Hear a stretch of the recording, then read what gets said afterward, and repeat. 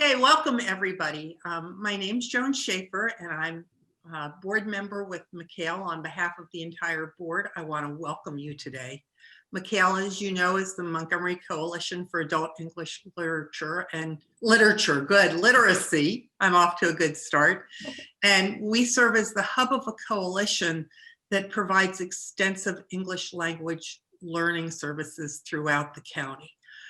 As part of our role as the hub of that coalition, we collect, analyze, and map data on English language skills in our community. And this is really critical for program planning, including establishing our MCAEL grant priorities.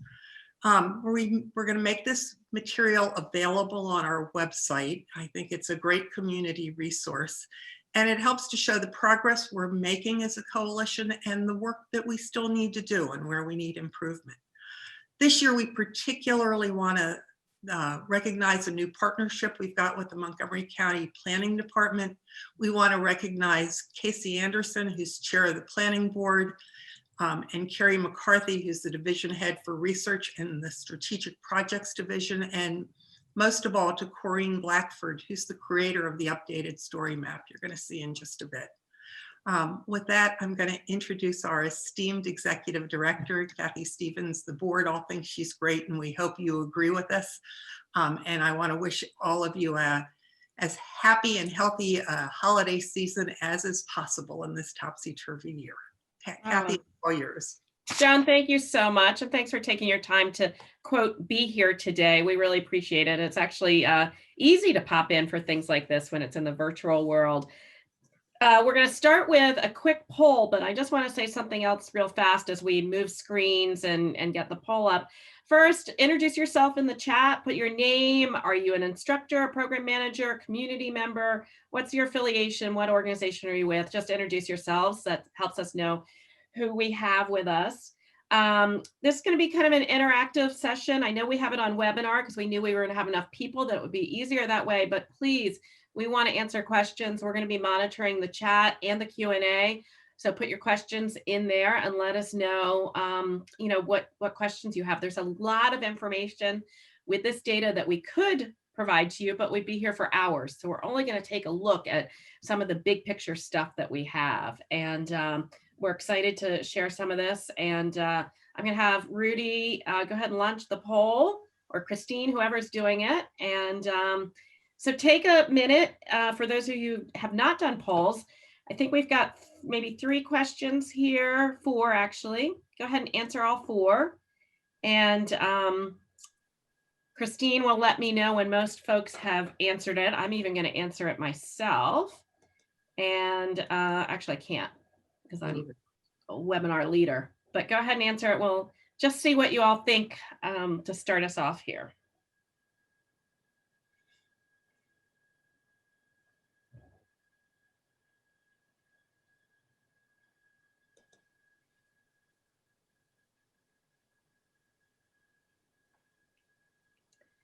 How are we doing on the poll, Christine? We've got only 5%. They're coming. Okay. This must be a hard quiz for folks today. Mm-hmm. Don't forget to answer all questions and then click the submit button. I think you have to do that when you're done. This will look familiar to people who, this is Rudy. This will look familiar to people who attended our program administrators meeting last week. Right, so if you remember the answers, you might get 100%. I wish we could offer prizes, but you know.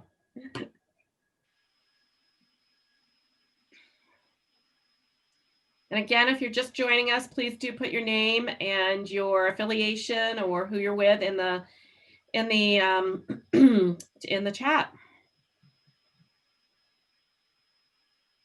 All right, we're at 75% right now. Okay, we'll count down another 30 seconds or so. Make sure you click submit if you want your answers to be recorded.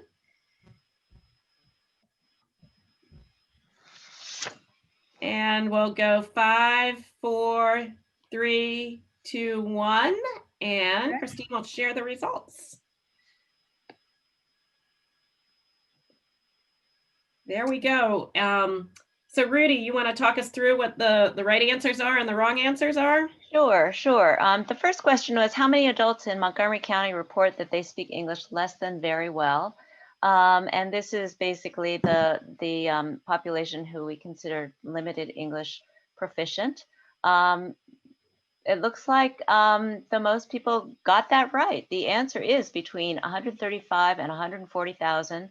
The 2018 census data shows that there are about 137,000. And this is actually up from the 2017 census estimate, which was only 130,000. Moving on to number 2. If you chose over 65, you were correct, actually. Over 65% of learners last year were women. And this is, again, is data from MCAEL grant partners. Question 3, in what region of the county were there the most class sites in FY20 that MCAEL knows of? And it looks like the winner here in terms of answers was Silver Spring. And in fact, it is Up County. I notice a lot of people chose that as well. Yes, the answer is Up County with actually 33 class sites.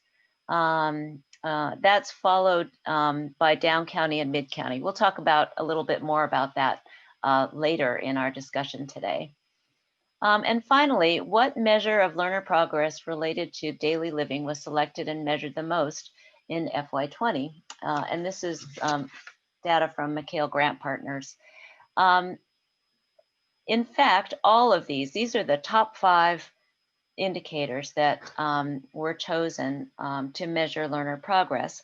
But in fact, it is speaking on the telephone that was the highest. And the second one would be introducing yourself. Third was complete a form. Fourth, read in English. And 5th, communicate with the police. All of these are very important things for people to be able to do. And again, we'll be talking a little bit more about these measures of learner progress later on. Great. Well, that should get kind of your thinking juices flowing. Please do remember, if you have questions or comments, put them in the chat. We will pause and take those throughout since we're dealing with data and numbers. So again, I'm Kathy Stevens, Executive Director of MCAEL, and I just wanted to say that this has been a really important exercise that we've done now for our 6th year. We began this in 2015 when we were doing some initial needs assessments. And by initial, I mean we looked back at that moment in time to say, what is the need for adult ESOL in the county? And when we started this project, County Stat, through the Office of the County Executive, really worked closely with us, really for the first, I guess, 4 or 5 years of this project, particularly Dennis Linders in that office. He's in HHS now. We give a huge shout out to him. He helped us really think about how we were going to create the visualizations and update the data each year. It's not something that we as a nonprofit have the capacity to do. It's very expensive software, time intensive, skill intensive, but we're really very appreciative of that. And this year we have a new partnership with the Department of Planning. I don't know if Casey Anderson, who's the chair of the Montgomery County Planning Board, and Carrie McCarthy, who's the division head, have come on, but they were kind enough to work with us. And Corinne Blackford, who I do believe is on, she was having some technical difficulties. I don't know if she'll pop up here in a minute or not. But Corinne, there she is, was able to do all this technical work for us, which we could not thank her enough for, because this is just so important. And again, it's very skilled based. We need someone who's an expert in this. And Corinne not only was an expert, but was a pleasure to work with. And really, she and Rudy really worked this out together. So we want to thank her particularly for that. So we have some kind of main findings that we have. And as you all know, this past fiscal year was partly, in our fiscal year, just so you know, is a July 1 to June 30th. So FY20 data takes into part of the year when we were in pandemic conditions. The good news is that last year when we hit mid-year, which would have been kind of January of 2020, All of our programs were going strong. Everybody was on target to meet or exceed their projections in terms of learners served, class numbers. And then you all know what happened in March, and things did indeed change for us. We weren't able to collect all the data that we usually collect, and not everyone was able to even just kind of get it to us. These were challenges that we know we had, and we'll move on from those. So we're presenting kind of a mixed picture. The good news is that we did a lot last year, even after the pandemic hit. But the other good news is that once we get back to whatever the new normal is, we will be continuing on the good pathway that we were on. So, so we'll go, I guess, Rudy, we'll go to the first kind of slide area here. So this, folks, is on our website. This is an interactive story map on our website. And if you look here, and Monica has conveniently thrown the link into the chat for you. This story map is divided into a couple areas. And Rudy, if I forget something, please do just chime in. And again, Sure. please, Christine, when you see a question in the chat, just jump in verbally so we can hear you. There are kind of four major parts. We've got our introduction, where we lay out kind of who we are, what we do, that kind of thing, a little bit about the background of the data. And these are listed across the top of the website here. And the website, again, is on our website. Then we go to learner and class information. So that's the analysis of our FY20 data from our grant partners and major providers like the Montgomery College program, that is a large program as well. I always like to make the point that MCAEL, our grant program is extremely important. We grant to about 24 organizations in the county.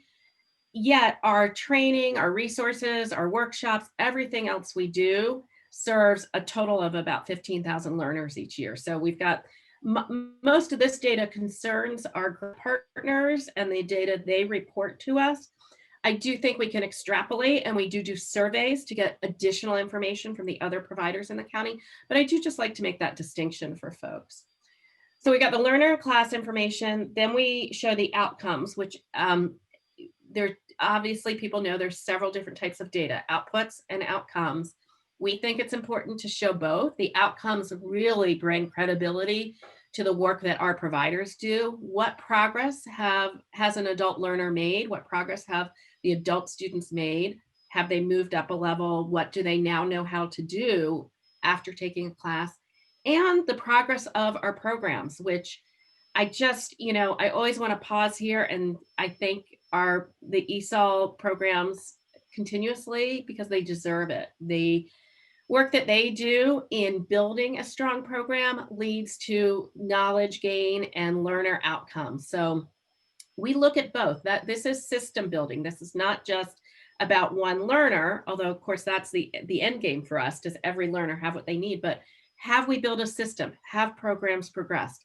Have they done what they need to do to become a strong program? So that's the outcomes specifically for our grant partners, our MCAEL funded programs, and then some concluding remarks about what we have. So, and you'll see when you go onto the website, and we'll be putting up a little kind of some how-to instructions, but it's pretty intuitive. There are lots of different things that you can do with this. So we're going to show a few examples of some successes, some of our gap analysis, and some progress on both the outputs and outcomes. And as I said, certainly ask your questions along. So Rudy, this map right here, tell us what this is. This map is, you'll see I scrolled past a couple of ones that just show census data for where the limited English proficient population lives in the county and where the class sites are. Those are the two maps in orange. This one we'd like to highlight today because this one actually shows the number of the share of learners that took classes in fiscal year 2020 as compared to the limited English proficient population in each zip code. So with this map, and you'll notice when you play with this, you'll find out what these little icons are. This is the legend here. So this map is showing you the darker areas. The darker areas are where the learner, the share of learners is higher. And here it gives the percentage at 10.48 to 36.36%. If you click on this up here, it'll give you a bigger map and you can zoom in. So I'm just going to zoom in on one of the stars here. The stars represent the MCAEL funded class sites. So I'm just going to choose a star up here in Gaithersburg. And it will show you what the site is. Actually, there are 5 little boxes here. If you keep going to the right, it'll show you different provider organizations of adult ESOL classes. So for instance, here's Catholic Charities, and the location is Spanish Catholic Center, and will tell you the number of classes offered. And then if you click through, it'll show the different locations. Here is Family Services, now called Shepherd Pratt, one of their linkages to learning sites, Gaithersburg Elementary School. And then if you keep clicking through, it will give you information on the zip code itself, 20877, and the 18+ adult LEP population number, as well as the learners served in FY20 and what percentage of that it is of the LEP population. That's great. And just a note too, Rudy might have said this, but in case we didn't, that of course, not every learner takes class in the zip code in which they live. So there's some variability here in terms of knowing that some people take class closer to where they work, or where it might be convenient in terms of timing. Again, that's why we build a system, so folks have options around that. So there's a lot to play with here, wouldn't you say, Rudy, in terms of clicking on the different sites, understanding how many Yes. providers and classes are there, and how well we're serving. Definitely. So you can definitely see that there are more class sites where there are more learners and potential learners. So that's generally good. Generally good. We will get to a point, I think, in this presentation where we're going to talk about some gaps that we see. In fact, maybe I should just mention that now. If folks are familiar with the county, the East County area, we know we have not served quite as well over time. There are not as many classes there, but we're working on that. We're introducing some new community learning groups that are going to be there, just some different ways than our traditional class programs, because we know we need a different type of service there based on the data that we've seen and the needs that we've seen over the years.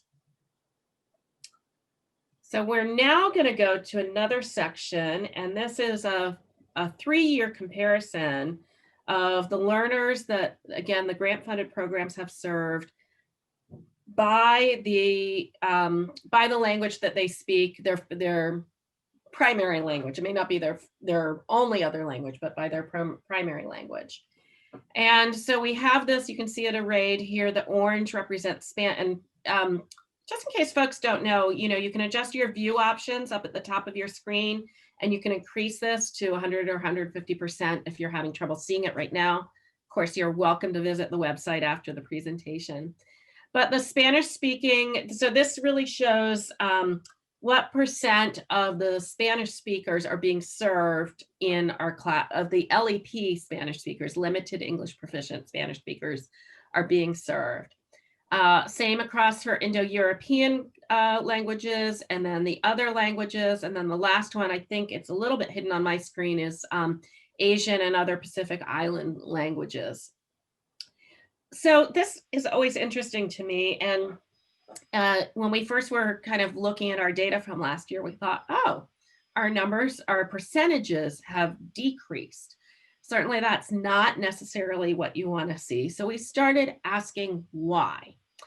And while we don't know the exact reasons, there are several reasons that we do know. First, and Rudy already mentioned this, between at least 2017 American Community Survey information to 2018, we saw an increase of LEP self-identified adults in the county from 130,000 to 137,000.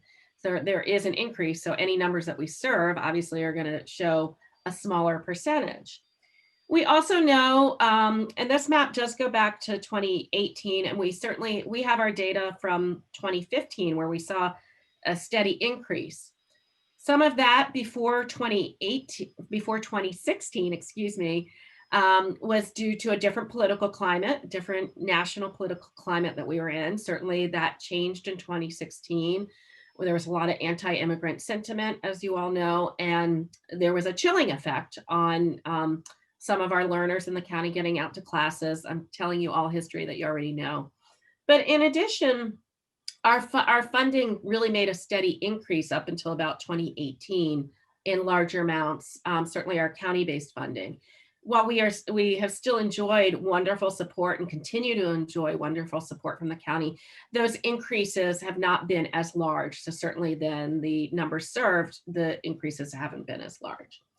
So I think there are a lot of factors there, including the main one is that the number of self-identified adults who identify as limited in their English proficiency has increased. And while of course we're awaiting this year's census numbers, and hopefully we'll get some good information from that, we do know that that is a factor. And certainly as Rudy was doing, I think she was doing, and I talked over it, if you hover over some of these bars in the bar graph, you get some information. So there's one, FY20, the learners served in MCAEL funded classes are 660. A percentage of those who speak other languages, that's 6.5, I think it says 6.5% of that. So again, you can drill down on this information. There's a lot to find out. And there's a lot that certainly can be represented as and extrapolate to the broader picture in the county. So then, shall we go on, Rudy? Did I miss anything there? No. Let me pause. Do we have any questions at this point? Doesn't look like there are any, but I just want to double check. Christine, nothing? No, nothing yet. Okay, good. Just wanted to double check. So then we can look at our class sites by region, and we look at a 3-year comparison here. And I'm actually going to enlarge on my screen. Give me just a second so I can see it. There's a map there on the left that you can see, which is organized by the regions in the county based on the Regional Services Center. Of course, we have the Bethesda, the Up County, Mid County, East County, and Silver Spring. So the look here is by region or on Regional Services Center. And if you look at the class sites by region, you can see that Eastern Montgomery County is much lower. We just mentioned that a minute ago. And that, again, as I said, we know we have been working very hard to look at the class sites and try to encourage providers to be there. We've put that as a priority in our grant process. But many of us who work in the county know that there have been some ongoing challenges in the eastern part of the county space. There's no urban centers like there are necessarily with, for instance, a Silver Spring or a Gaithersburg downtown. The geography is different. The transportation opportunities are different. And that has really led us to understand that we need to do something different. And that's, I mentioned before, where we're going to we are developing community learning groups to really take things on a hyper-local level. We also, this is just a good time to mention, we have an organizational-wide strategic plan around race equity and identifying potential class instructors, class facilitators within the communities where ESOL is needed. We want to be able to encourage and incorporate people with learned experience as ESOL learners into our instructor cadre. And we think this is really important, not only to meet people where they are in their hyper local communities, we can do it on Zoom, right now, or whatever, WhatsApp, whatever method we need to until we can be face to face. But the goal really is to get into hyperlocal communities and have people be able to invest in their own learning and their own learning in terms of instructors as well. And as we mentioned before, we had really focused over the last, I would say probably close to 6-7 years on providing grants to the increased need that we saw in the Up-County region, and that we've done, and we're very pleased with that success look there in terms of number of classes in kind of that Up-County region. Rudy, did I miss anything? No, I don't think so. Okay. I think there are a couple questions.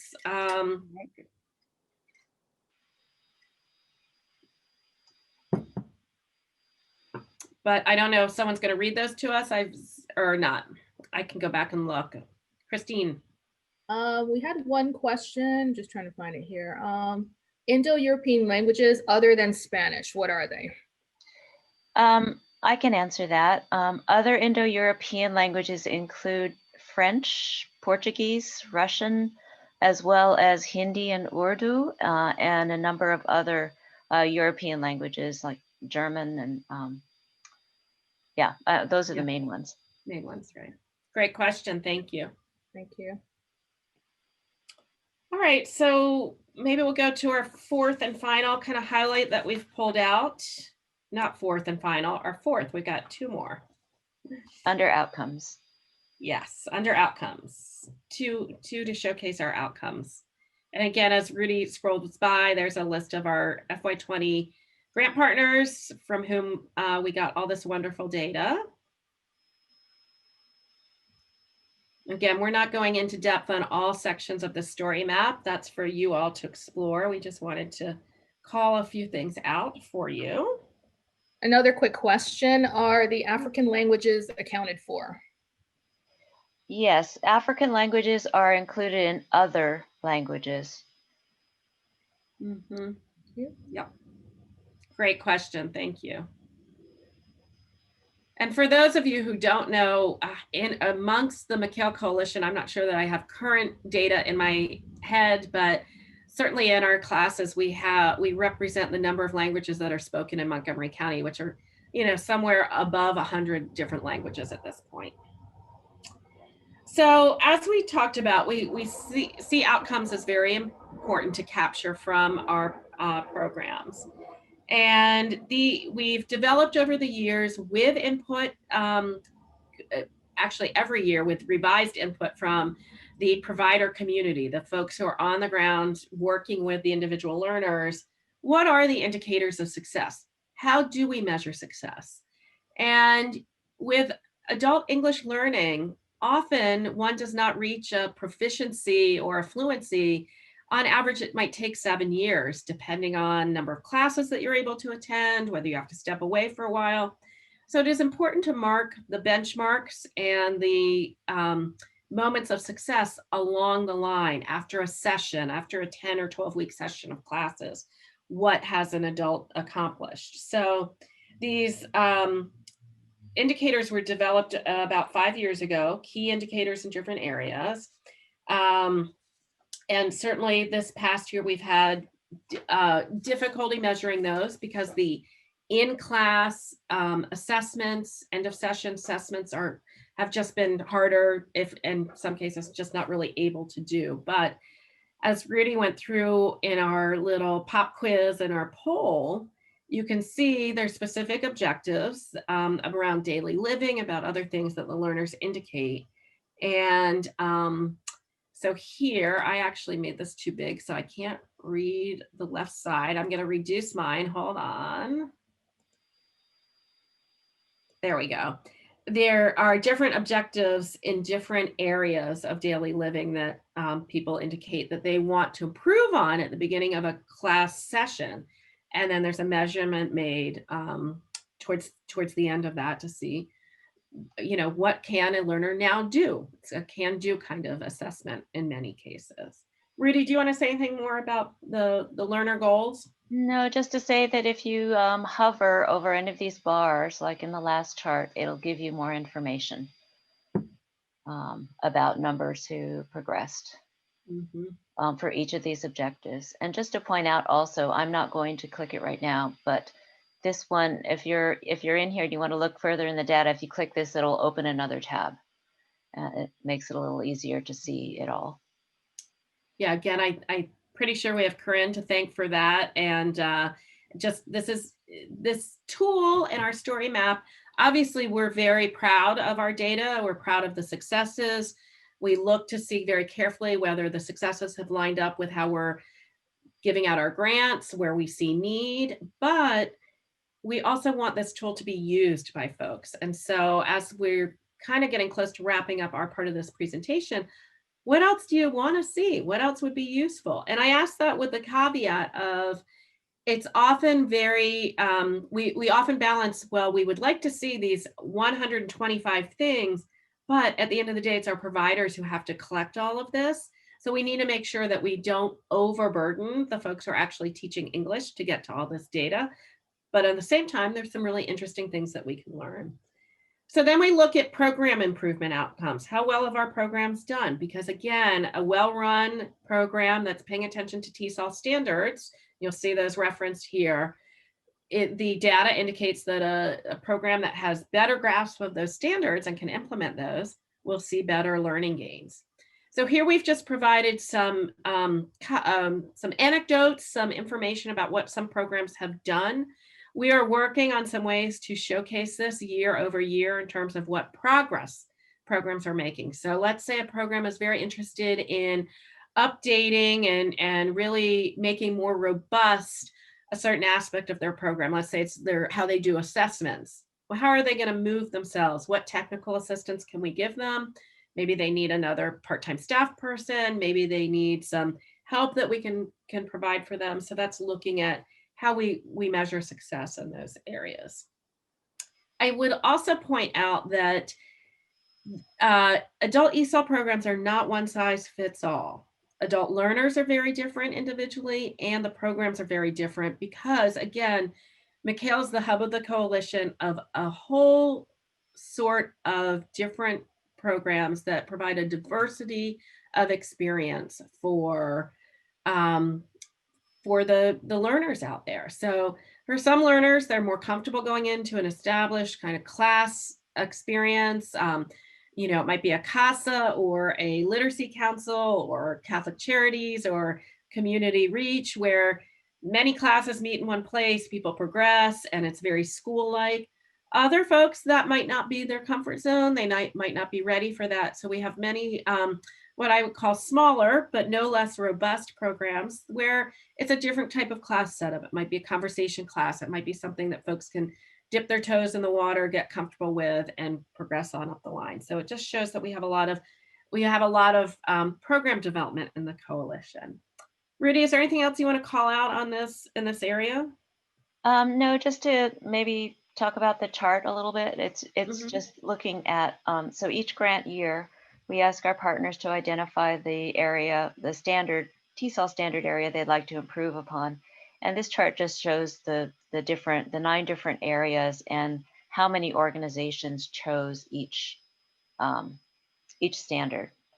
And of course, they could choose 1 to 3 of them. So this doesn't add up to the total number of our grant partners, but yeah. Yeah, no, that's a great thing to point out. And again, kudos to all of the grant partners. And certainly there's some programs out there that aren't grant partners that are doing these things within their own programs to continue to serve their adult learners as well as they can. So, just by way of conclusion, and then we can have any other questions. I think there might be a few in the chat. This data is very useful, not only for us, not only for our program partners, but for businesses. What is happening with maybe potential employees? Can they refer their employees to different classes in different areas? Where do they see need? How can we help them?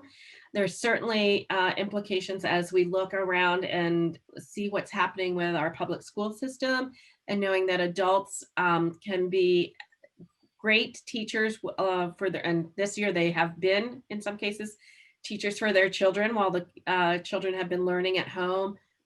And increased English skills are very helpful. And so partnering with the schools and having the schools take a look at this is very important to us as well.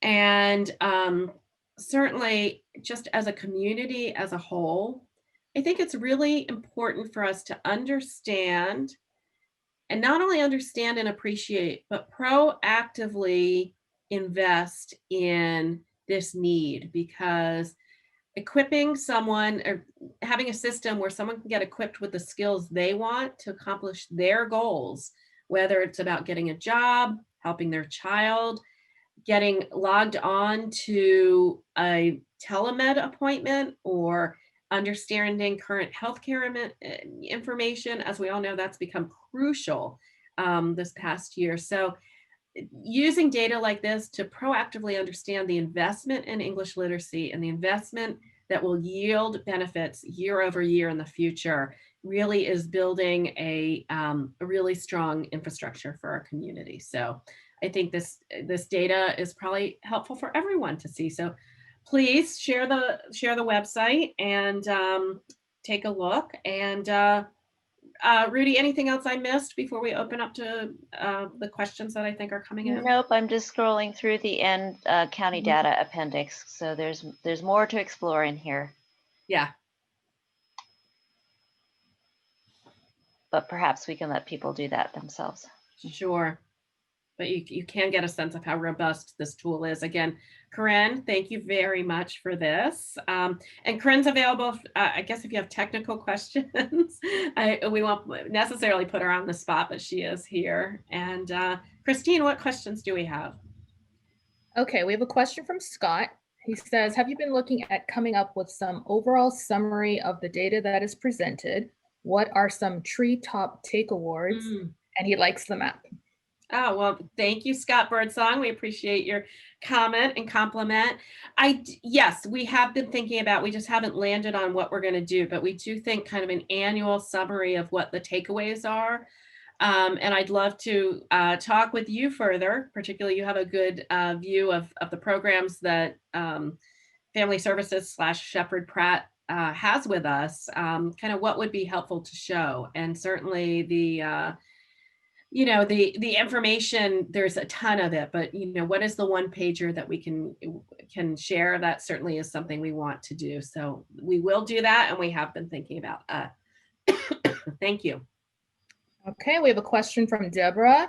Does MCAEL still have a goal to get from 15,000 to 21,000 served in FY21, or has the goal changed due to the pandemic? If the goal is still 21,000, how does MCAEL plan to accomplish it? Right. That's a great question, Deborah. Thank you. First of all, we're probably actually closer to 17,000, have at least before pandemic.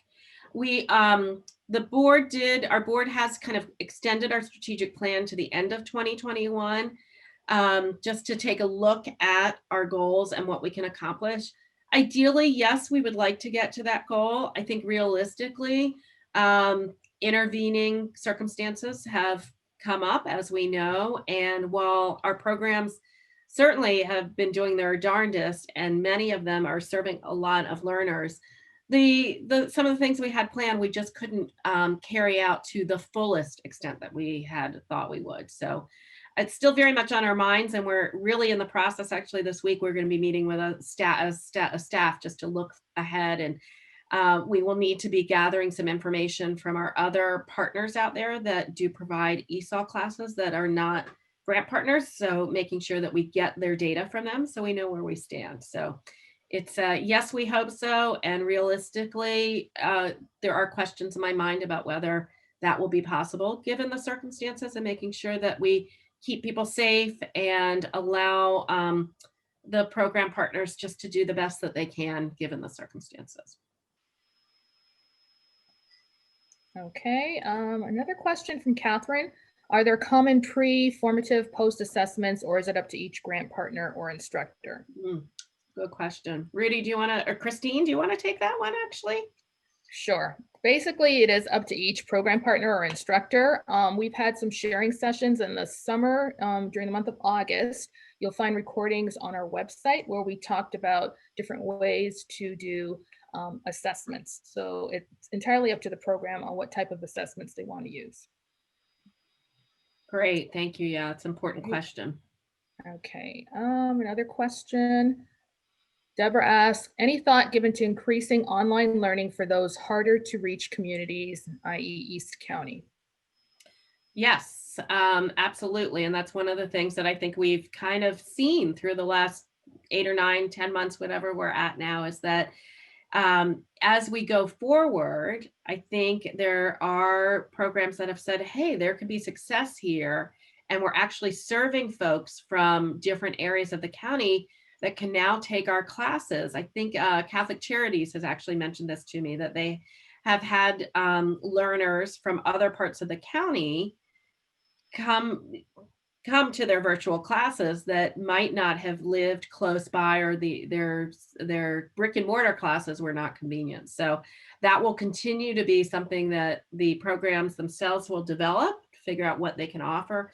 And again, some of these community learning groups or conversation classes, things might, there might be more opportunities for them to be online. Okay, Gail asks, how have programs done going virtually? Rudy, do you want to answer that one? Short answer, really well, but go ahead, Rudy. You can expand. I think so, really well too. It was a very intense program period in mid-March.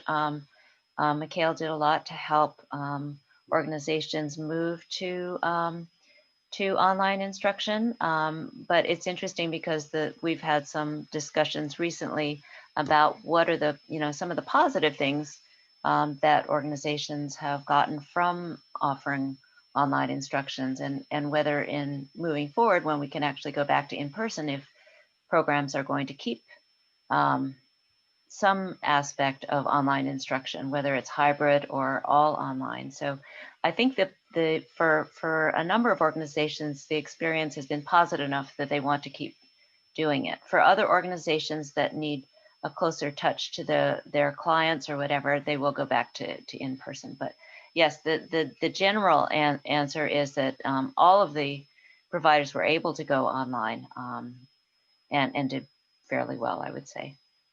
Mm-hmm. Deborah, Yeah, and go ahead, go ahead. Christine. No, I was just saying, I have a follow-up question from Okay. Deborah. Well, Deborah, yeah, go ahead. have the ESOL providers found virtual classes to be as effective as in-person classes held pre-pandemic, and what have been the challenges? Christine, Rudy, you want to take, I have an answer, but one of you take a first stab at that. Christine? It really depends on the population. It's been effective for some organizations. For some organizations, for example, that have childcare, they have found that it's been a real benefit because parents don't have to worry about childcare as long as there's somebody in the home to take care of the children. Others have found having the children nearby are distracting. So other organizations, if someone's traveling on their way home from work, they can, sign in on their phone and, join the Zoom class as opposed to arriving late or not coming to class at all. So those have been the challenges. And of course, the whole access to the internet and devices to use for learning has been, I would say, the main challenge during this time. Yeah, can I just piggyback on that last comment? And then Rudy, you can say anything more that you want to. I think the programs have done a great job. Learners have been really quick to want to do what they can to continue classes if they're able. And yet there are still barriers. And as I've talked about in some blog posts that I've written, some communications I'm having with other nonprofit directors and with the county itself, there's still these barriers around if you don't have reliable internet that you can afford, and we know people's budgets are being stretched. That's the first barrier. And there are many houses, and Brooke Learman, one of the state senators or delegates, had an op-ed in the paper yesterday just about broadband access in Maryland as a whole. But in Montgomery County, it is an issue for folks who don't have internet that's reliable in their home. Then you need a certain kind of device. Phones can work for some things. A Chromebook or a computer, much better for doing a Zoom class. And then do you have the technical skills? Are you digitally literate? Can you, maneuver and that kind of thing? And it's one thing to get training when you're in person with someone else, but that's certainly not something that's easy to do in a different language when if you can't even do a remote lesson with someone because they can't log in. So we are continuing to provide support. We have provided direct support to fund some Zoom licenses and some Chromebooks and things like that. We are looking to work in a coordinated way with others in the county on this, because obviously someone who needs internet, a computer, and digital skills in the home, they probably need to get other services as well. So this is not just a MCAEL focus, but we want to be part of the solution on that. Rudy, anything I you think want you've to covered add? it. Thank you. Great. Okay, Leslie would like to know, when is the best time to offer a class? Well, that depends. I would say if we could offer classes 24/7, we would. Adults, as you probably know, have very different schedules. Some people, for a mother with small children, it might be 5 a.m. that they need to get up and do their class. It might be midnight for a shift worker. So that's why we do have classes, I guess, pretty much 7 days a week, and morning, afternoon, evening. Mhm. Okay.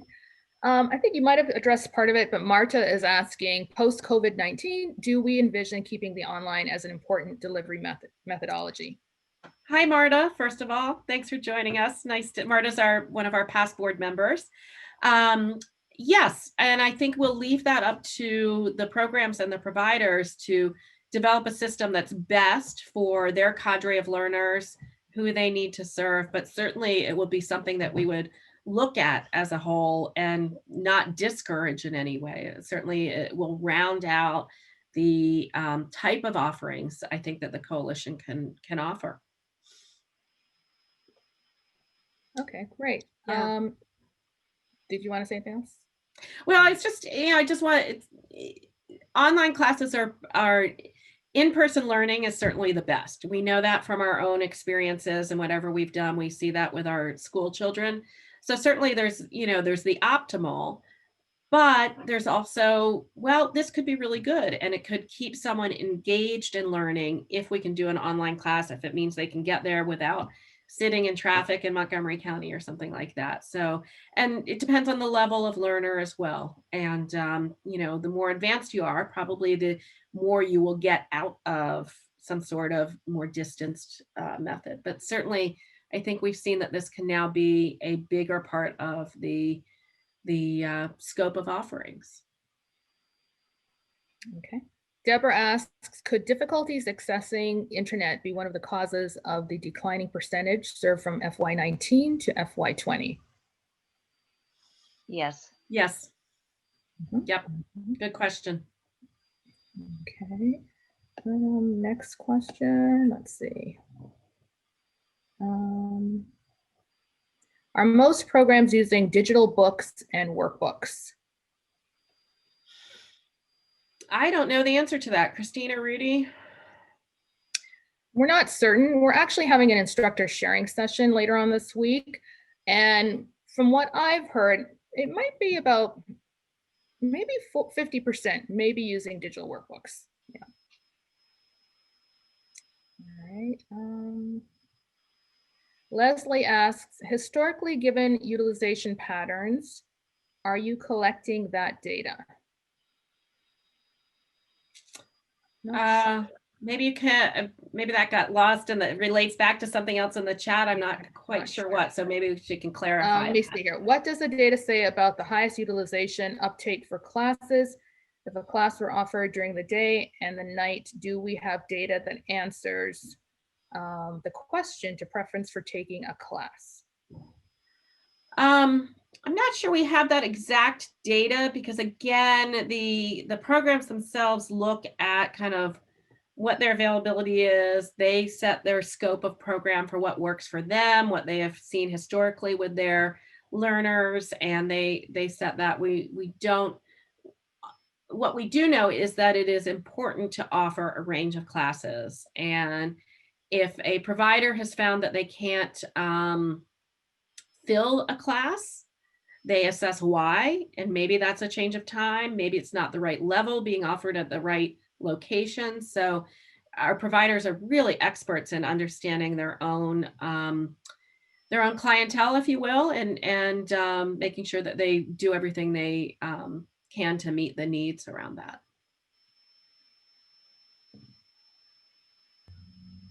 Okay. Not seeing any others. Thank you, Monica, for sharing that link on the instructor sharing session this week. Great. Cecilia that's- shared that she's Sure. using a textbook. Okay. Yeah, and I will, just as Christine's scrolling through our website, we list all of our training sessions and events. You can register if you're not already signed up for our newsletter. You can go to our website, and I shouldn't say newsletter. We do newsletters and e-blasts with all of our upcoming events and training sessions and network opportunities. And if you're not familiar with our website, there's a wealth of information out there. If you have specific questions, you can always call one of the staff or email any of us. All of our contact information, of course, is on the website. So just to put that plug in there. And as Monica always reminds me, connect with us on our social media, Facebook, Twitter, LinkedIn. We're not so active on Instagram, but you could try that there too. So. Okay. Not seeing any more questions. Oh, good. Well, that was a great set of questions, and I'm so glad you all asked them. That was fantastic. And I think you can tell that this is a really rich resource. It gives a big picture, so you can look at any part of the county and you can really understand some of the successes, where there are needs, where there's questions to be answered. And Scott, I do take very seriously your question that a treetop summary is something we want to have. How many people are served? Where are they served? What are the outcomes looking like? And so we will, I will be in touch with you, but we are going to work on developing that with this new set of fiscal year data. So we appreciate that. So I just want to thank my whole staff. Corinne, thank you. We can't thank you enough. And another public shout out to the folks at Park and Plan, or I should just say Planning, Casey Anderson, certainly, and Carrie McCarthy. Casey and I have worked together probably for close to 20 years now in the county. So it's always good to have a partner where you need them. And we really appreciate everybody's interest and taking the time. I know it's a busy week. Have a happy and safe and healthy holiday.